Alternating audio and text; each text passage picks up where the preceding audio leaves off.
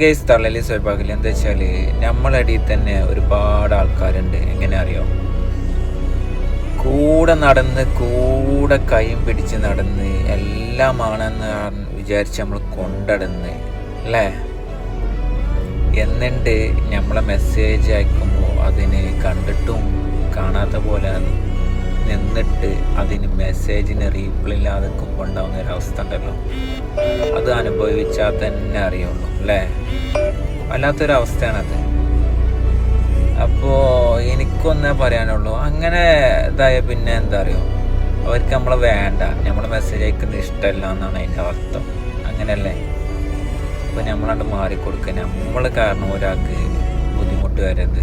നമ്മളെ ഫ്രണ്ട്സുകളുടെ ഇടയിലാവട്ടെ വേറെ ആരുടെ ഇടയിലാവട്ടെ, നമ്മുടെ അടുത്ത് നിന്ന് ഒരു തെറ്റ് വന്ന് നമ്മൾ അവർക്കൊരു ബുദ്ധിമുട്ടായി എവിടെ നിൽക്കരുത്. അത്രേ എനിക്ക് പറയാനുള്ളൂ.